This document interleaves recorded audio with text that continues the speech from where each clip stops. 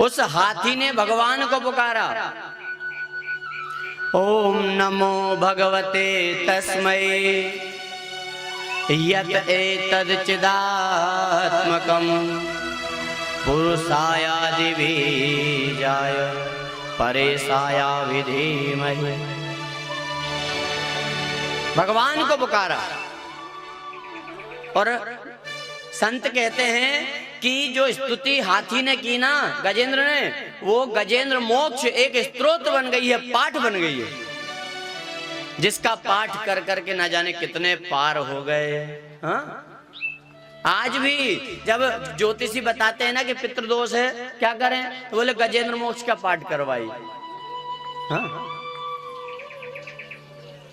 मुक्ति का साधन। ऐसी करुण स्तुति की है उस गजेंद्र ने कि भगवान आए, हाथी को पार किया।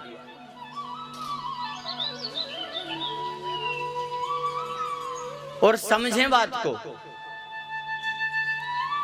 कि हाथी ये चक्कर में क्यों पड़ा है। हाथी चक्कर में पड़ गया है अभिमान के कारण। और हम भी अगर भगवान के भक्त हैं तो सरल रहें। हाँ। याद रखना, भगवान के भक्त की पहचान क्या है? सरलता। और 24 घंटे भक्त होने का नाटक करे और अभिमान है, क्रोध है, तो फिर भक्त नहीं, बिल्कुल सरल, शून्य। ये बाधक हैं भगवान की भक्ति में, कमियां हैं। और सबसे खतरनाक अभिमान। कब कहां किस बात का आ जाए कह नहीं सकते। ज्ञान का, गुण का, रूप का, पद का, परिवार का, सुंदरता का, संपत्ति का, भक्ति का भी आ जाता है। हाँ। और ये कथाएं सावधान करती हैं कि भैया इनसे बच के चलना। हाँ। और संसार की नहीं है, अपनी देखो।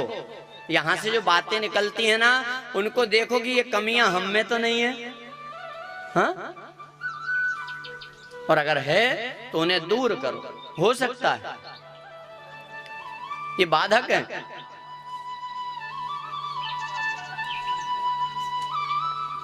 अभिमान में बिट गए धन वैभव और वंश, ना मानो तो देख लो रावण कौरव कंस। किसने मारा इन्हें? इन्हें इनके अभिमान ने मार दिया। हाँ। मैं माता कौशल्या ने राम जी से पूछा कि बेटा इतना बलशाली रावण कैसे मार दिया रे? तो राम जी कहते हैं कि मां, मैंने नहीं मारा, फिर रावण को उसके मैंने ही मार दिया। हाँ, मैं अभिमान।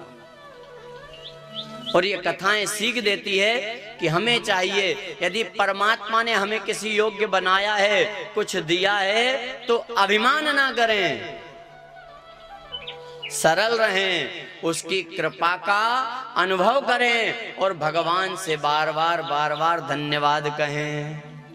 हाँ? और विचार करें हम कि क्या हम भगवान को धन्यवाद देते हैं? बोलो। हाँ?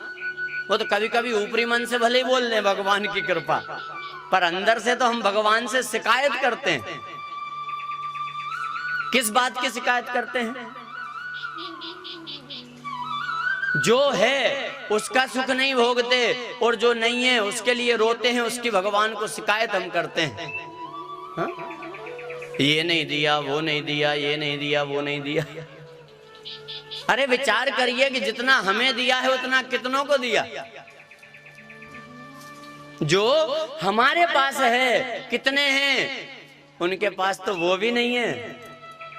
हा? धन्यवाद नहीं, शिकायत। और संत कहते हैं कि दुखी रहने का कारण भी यही है।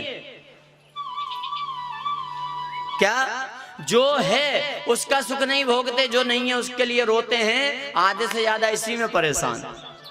हाँ? और ये बात हम कर चुके हैं कि पूरी तरह सुखी भी कोई नहीं है, बस शिकायत पे शिकायत है। पैदल वाला परेशान, साइकिल नहीं है, साइकिल मिल गई अब, बोले वो तो ठीक है पर मेहनत लगती, फिर क्या चाहिए, बोले फटफटी। हाँ गाड़ी, चलो वो मिल गई, अब क्या चाहिए भैया।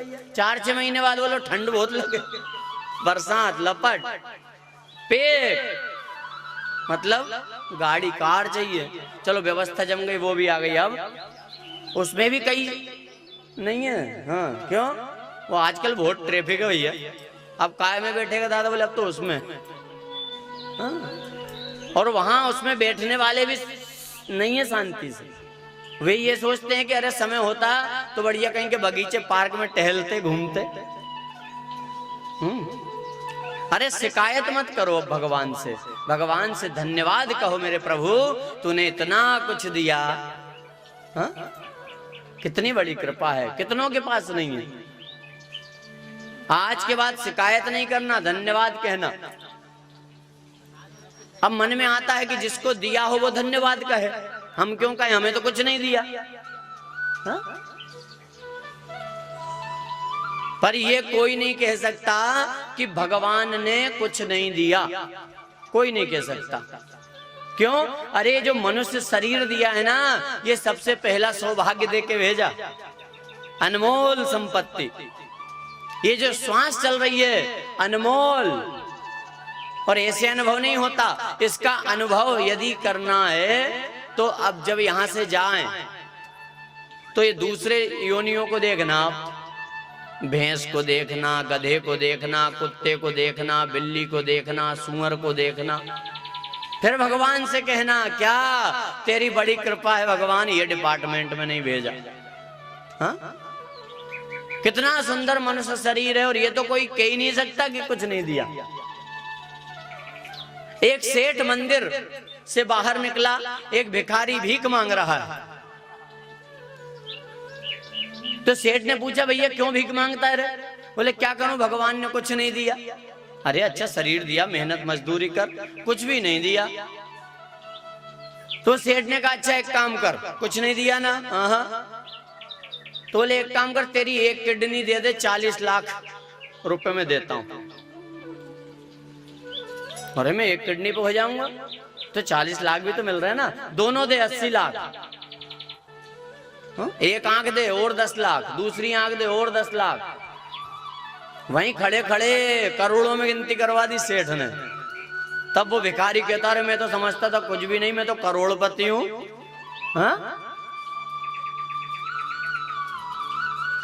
अरे भगवान ने अनमोल संपत्ति, हाँ, और इससे अनमोल ये जो श्वास चल रही है ना, सबसे अनमोल, इसका कोई मूल्य नहीं है। हाँ?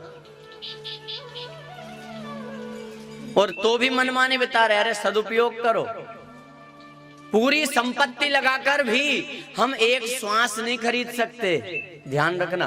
पूरी संपत्ति, अगर मौत आ जाए ना कि लो पूरी संपत्ति रख लो, जरा 2 दिन और दे दो, तो बोलो खरीद सकते क्या?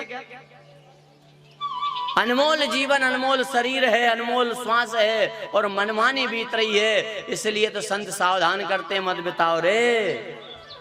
हाँ?